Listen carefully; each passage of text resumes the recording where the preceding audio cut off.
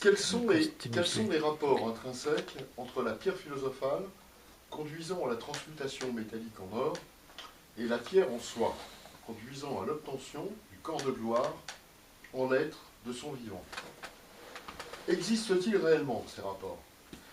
Et dans l'affirmative, si oui, nous allons les examiner ici scrupuleusement. Vous constaterez ainsi que les correspondances entre les lois externes du grand œuvre alchimique et les lois internes s'avèrent saisissantes.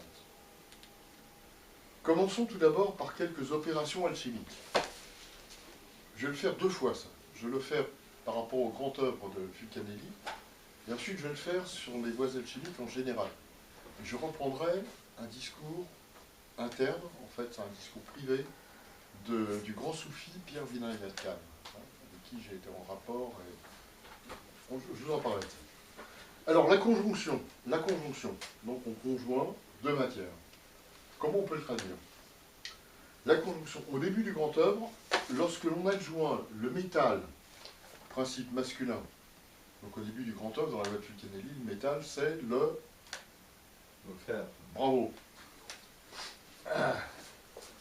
Lorsqu'on l'adjoint à la materia prima, sous forme de minerai, qui est l'antimoine, c'est-à-dire en fait la stibine, qui sera donc le principe féminin, afin de la réduire, c'est-à-dire la réduire c'est le sens physico-chimique, c'est-à-dire que la stibine, qui est Sb2S3, va devenir Sb, donc on la réduit. C'est-à-dire qu'on va passer du minerai au métal. En fait, on va former un métal. Notre régule, c'est le métal, l'antimoine. Sauf que comme il est conjoint en fait, au fer, il sera signé par le sceau de l'étoile, c'est-à-dire en fait l'étoile de Compostelle. Voilà. Alors pour faire ceci, on opère une conjonction des deux principes alchimiques, soufre et mercure. Alors c'est l'union du couple rassemblant les deux natures que Carl Gustav Jung, je vous montre le livre rouge, là, qualifiera donc dans ce couple les deux parties, la partie masculine animus et la partie féminine anima. Mais dans le contexte du grand œuvre, il faut l'intervention du spirituel qui est représenté dans les allégories ornant les ouvrages alchimiques sous la forme d'un évêque.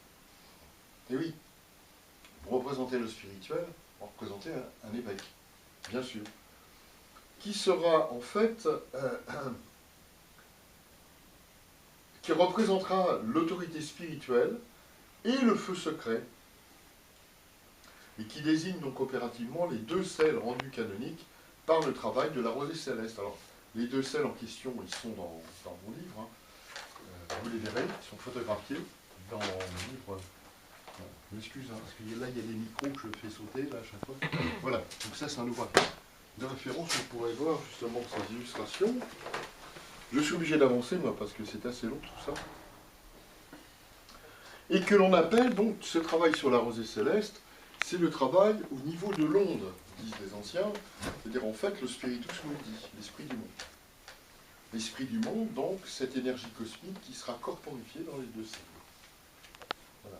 Dans l'initiation alchimique, les deux natures présentes à l'intérieur de chaque individu, homme et femme, le yin-yang du Tao, masculin, féminin, doivent être spiritualisés par l'immanence divine qui descend, céleste, afin d'aborder le grand œuvre avec promesse de succès. Un peu de science éloigne de Dieu, beaucoup de science y ramène, nous disait Francis Bacon. Et d'ailleurs, cette conjonction des deux natures, donc masculin-féminin, animus anima, apparaît dans le bestiaire fabuleux alchimique sous la forme d'un griffon, vous avez tous vu le griffon, qui est en fait qui est volatile et aptère, il est terrestre d'un côté et il est volatile de l'autre. On voit bien donc cette matière double. Et il concrétise aussi, sur un autre plan, la Vierge pure métallique, immaculée, bonjour Valérie, de l'emprise du dragon écailleux, donc le minerai dans sa gangue, marqué du sceau de l'étoile, soulignant ici sa purification céleste. Et oui, parce que donc le métal, c'est notre vierge minérale, et comme elle est marquée du sceau de l'étoile, Donc évidemment, elle a été agréée, si on peut dire, par la divinité. Voilà. Donc voilà ce qu'on peut dire sur la conjonction, et notamment sur la conjonction au niveau du grand œuvre. C'est vrai de la voie de Fulcanelli et d'autres voies, mais enfin, ce qu'il faut savoir, c'est que la voie de Fulcanelli aussi, elle ne sort pas d'un chapeau de Polyfinelle. Hein. La voie de Fulcanelli, c'est le rassemblement du travail qui a été fourni par Vasile Valentin, entre autres, sur l'antimoine.